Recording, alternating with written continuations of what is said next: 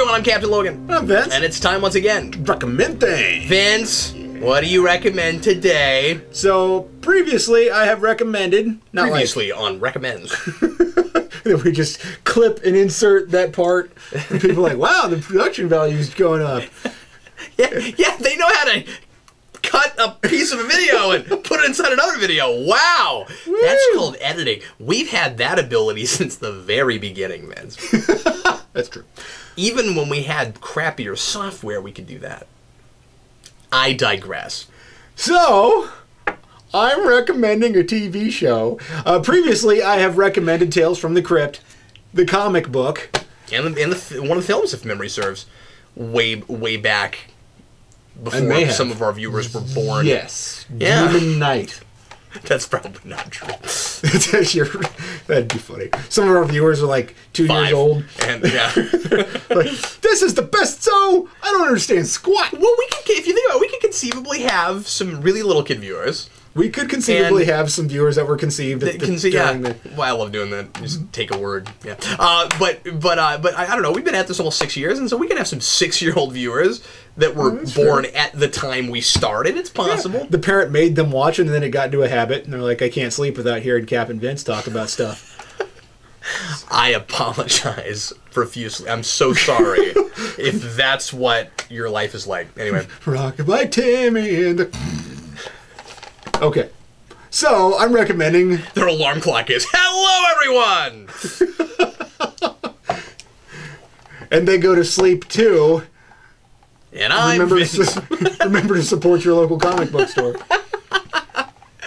So I'm recommending the TV show Tales from the Crypt. I've not finished all of it. I've watched spotty episodes throughout, and I'm currently doing the thing with Tales from the Crypt that I did with Quantum Leap. I'd seen spotty episodes throughout, and then I went back and watched it. So I'm. Then I got a better set of rabbit ears, and it wasn't so spotty anymore. Like, well, that fuzz is gone. I thought that was just Scatbocula. Because that's his name. Wow, I didn't realize that he was a jazz musician. Scatbocula. So, I just thought he was an ugly dude, you know? Scott Bakula's a very attractive dude. Yeah, you know, but his face was all fuzzy for all those years. Ago. All those years ago. Anyway. You know, that's really funny. Like, you're watching Quantum... I'm trying to stay this off as long as humanly possible because it's funny. No, so you're watching Quantum Leap on a really fuzzy TV, and it's years before you... Because you understand the premise because you can hear it, and it's years before you realize that he's always played by the same actor. I thought he was the long-nosed guy and then the wide-faced guy. And I was like, why do you recast in the middle of the episode? I don't understand. Anyway. And who is Ziggy? So, Ziggy is the short, squat, round guy with the big nose. Yeah, we're all about educating people. Yeah, that's Ziggy. Yeah. He also sounds like a jazz musician. Yeah, kind of looks like the Kilroy guy. You know, Kilroy was. So, Tales from the Crypt. So I'm not even sure when the first one came out. I think it was in the late 80s.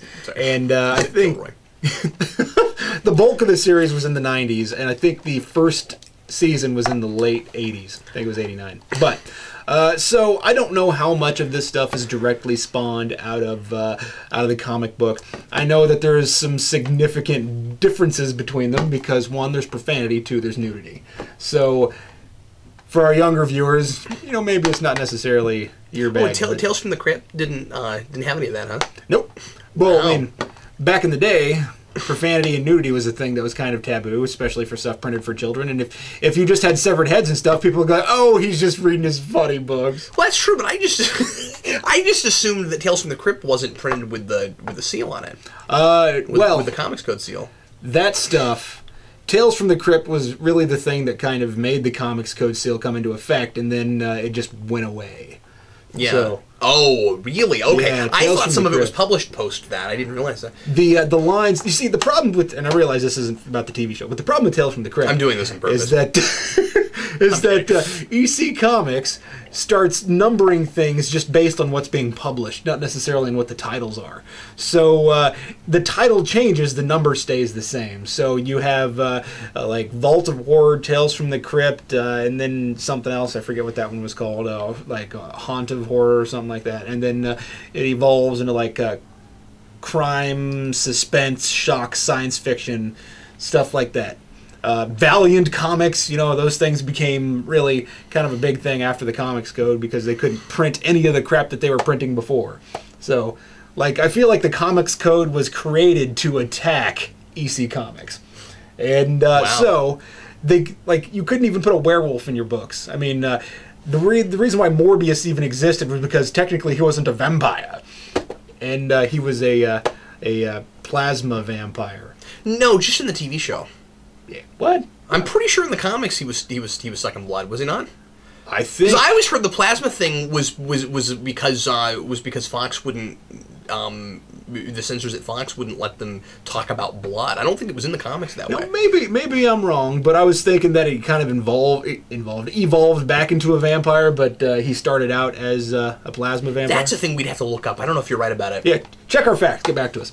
So, but yeah, was it true that you couldn't even do monsters? I never heard that. I remember that being on the list. Yeah, you could. Because there's a list of things. Yeah, there was a list. Was that on the list? Yeah, werewolves, Wow. vampires, what was it? I can't remember if it's undead or zombies or living dead. Obviously, because we still had a comics code in the 90s and all that stuff came back, so... And they found their ways around it. So, like, you didn't necessarily put out a werewolf book, but you could put out a man-wolf book. Okay. You couldn't necessarily put out a zombie thing, but or like the living dead, but you could make a zombie or something like that. So... It was all semantics at some point, but yeah, and it was incredibly strict. It was ridiculous. it was hard, and that's why I feel like it was really some of the most creative things happened because of it, certainly. But yeah. I don't want to give it too much credit because it was a problem. Yeah, it was a big problem. But anyway, so Tales from the Crypt, the TV series. So you're sabotaging yourself now. That wasn't even me. I think there's like 7 seasons, I forget at this point. And I enjoy quite a lot of these things. Now, what I like the most about it is that it's all a little tongue-in-cheek. It's all kind of done with a wink and a smile. And some of these things are genuinely scary. Some of these things are just absurd.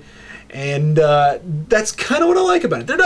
They're not even necessarily full-fledged stories. Some of them are just entertaining. I mean, it's all episodic. There's no, for those of you who don't know what Tales from the Crypt is at all, for people that are like 6 or 3 years old. So go to sleep listening to Vince saying, "I am Vince." Support your local comic book store. Oh yeah, I'm gonna set this thing to wake me up to "I am Vince." Wait, that's not right. Put me to sleep to "I am Vince." They don't make alarms like that. So. Oh, they will someday, Vince. That's my dream. I'm going to have an alarm that puts me to sleep. Just sends out a sonic signal and knocks you out. So, but this was an anthology show, right? This was... That's what you were getting at. It was an episodic show. And, but I mean, was there even a continuity? Oh, yes. Anthology which makes show. it anthology. Yeah. Yeah. Like, I'm just trying to get you back a little bit. Like the Outer Limits or Twilight Zone or something. So we have these tracks that we're back on now. And, I mean, the Crypt Keeper has all these really corny puns. He thinks he can. There's all these super corny puns, and I enjoy that. I kind of like those dad jokes, but I also like blue humor or gallows humor, and that's exactly what this is. It's corny jokes, but gallows humor mixed together. And that's what I like so much about it. And I think that, and the puppetry for the Crypt Keeper is pretty nice, and they have these actors, like recognizable faces just peppered through this stuff, and you'll watch this thing and you'll see some guy in the background and you go, hey, it's that guy. I remember that guy. Like in this one, I think the first episode in this season has Demi Moore in it. So oh, really? Wow. There's lots of different people that get to be in these things. I mean, the guy whose name I can never remember, but I kind of love that actor. He played the president in Iron Man 3. Oh yeah, I never remember his name either. I can never remember, but he was in the first episode of Tales from the Crypt. I think he has a little bit of a horror background. He does, and he was the main guy in Demon Knight, which I liked a lot. Really? So I love that actor. I think he's great, and it's such a wide range of different things. I mean, and of course, I've said before that horror is often played for laughs, not necessarily always, but often. And that's exactly what this is. It's supposed to be entertaining. It's not necessarily supposed to be really serious or make you think about anything, although some of them kind of do. And like the first episode, I really enjoyed because it was kind of, not verbatim, but it was definitely taken from one of the actual comic books from Tales from the Crypt about an executioner who goes out and kills people because he's lost his job. It's become illegal in that state for capital punishment has. So he says, you know what? Somebody needs to punish these people. So he goes out and he starts killing people. And he calls it Frank Castle, and he's like, I need help.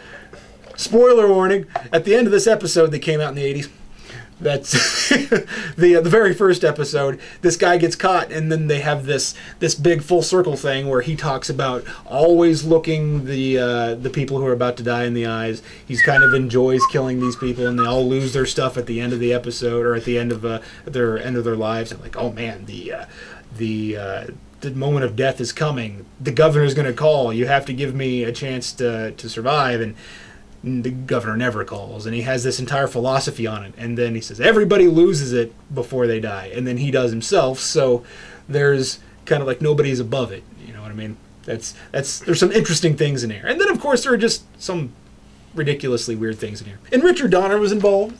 Really? Yeah, that's pretty cool. He was, I think, executive producer Richard Donner. So, and Robert Zemeckis, and then some people whose names I don't recognize, but. Yeah, I've always looked at Tales from the Crypt as like a goofier Alfred Hitchcock Presents. Yeah, I can see that. Oh yeah. So, Cap, what do you have to recommend today that I can distract you from actually recommending? Well, today, you just brought up things that were interesting to talk about. Today, I'm going to recommend something on my phone again. I've been doing this a lot lately. Here's a thing that you can just go find. I have become, over the last couple of years, for whatever reason, fixated on video game music and people making cool covers of video game music. And the other day, my wife and I were listening to Smooth McGroove in the car, and I think maybe I've even recommended him before, I forget. But anyway, I'm gonna do another YouTube channel that does cool covers of video game music, of classic video game music. And the other day, we were driving around the car listening to Smooth McGroove, and Sarah was like, yeah, it'd be really cool if some of this stuff was done on acoustic guitar. And I was like, oh, I'm sure someone's done it, right? So I went on YouTube, and I just looked up Sonic the Hedgehog on acoustic guitar, and I found Super Guitar Brothers.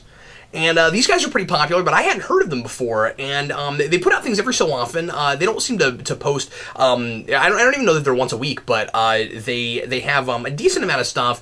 And some of my favorite, they've done some of my favorite things. They did the this is not what I'm going to play, but they did the minecart music from Donkey Kong Country on acoustic guitar, and it's cool. But I'll play a little bit of Sonic. They did the entire. They did basically the whole first game in 8 minutes, and they make every track from that game sound like it should have been played that way in the first place. Huh. Like, it makes me think about it in a totally different way, because it's not like, oh, isn't it kind of a fun novelty to get to listen to this like it's Spanish guitar? It's like, oh, it kind of already had a little bit of that, a little bit of that in it already. I'll play you a little bit of it, just the opening game music and then the opening track. It's coming from right here. Oh!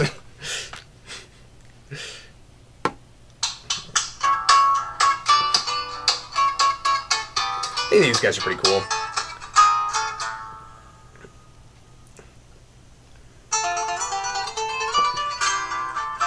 Look, I'm showing you a YouTube video on a YouTube video.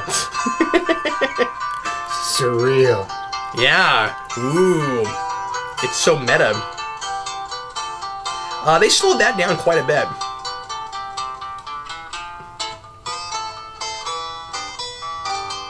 You know, very Spanish guitar, easy listening. Yeah. But I was pretty impressed. Some of the fingering gets really complicated. These guys really know what they're doing. I'll play a little bit of my favorite track. I also like their production values. They camera angles are cool. Yeah, they give you some different camera angles, and they show you the fingerings and stuff. Once again, they slowed this down a lot, and some of these they play at similar tempos, but a lot of this stuff they're slowing down. So as a lot of people know, because I've used it on a lot of things, my favorite video game music of all time is the second stage in the original Sonic the Hedgehog, Marble Zone, and here's their Marble Zone. That fingering.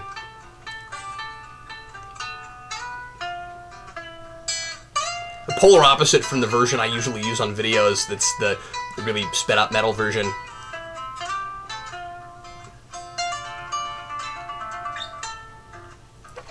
But yeah. So anyway, that's what I recommend today, Vince. Yeah. You clear the notifications on your phone. Oh, I do. I have a lot of notifications on my phone. Yeah, yes, indeed. Yeah, I'm popular. What are you gonna do? Look, fingering. But anyway, that's all I have to say about that, really. They've done quite a few things. Like I said, a lot of the classic side-scrolling stuff. They've got a lot of Mario and Sonic and that kind of stuff. And there's maybe some Mega Man and stuff like that thrown in. But anyway, go check it out. And what's cool, a cool thing they did that I wish more people would do is they even made a video of like a whole album, like 45 minutes, you can just play. And yeah, you can put things in playlists, but the way we monetize things now, a lot of the time playlists will get interrupted with the commercial in between. So when you're listening to music, it's kind of like listening to the radio. Yeah. But like some of this, I'm just like, wow, that sounds Latin already. You know what I mean? Like, yeah. And it just made me think about some of this stuff a little bit differently. It's kind of got a groove to it. So it's kind of cool. It makes sense that they did the whole album once I listened to it, because like once they get into the chorus here on this particular one, this was is it Spring Yard Zone, or yeah, I think it's a Spring Yard Zone. I'm like, oh, how is that not already on acoustic guitar? And then there's one they did where it was the Wii music. Oh, check this out. This is great. So that's the end of the level music. Here it comes. Here it comes. That's pretty cool. They give you the coin at the end. It cracks me up though, because one that they did was the music that plays for the menu on the Wii. I don't know what it is, but everybody keeps covering this, the Wii menu music, and it is already acoustic guitar. So when you listen to theirs, it just sounds like exactly the same thing. It's not even a cover. It's just they played it. That's funny. So anyway. Well, anyway, thanks as always for watching us recommend stuff, and we'll recommend something for you once again next week. I am Captain Logan. And I am Vince. See you later.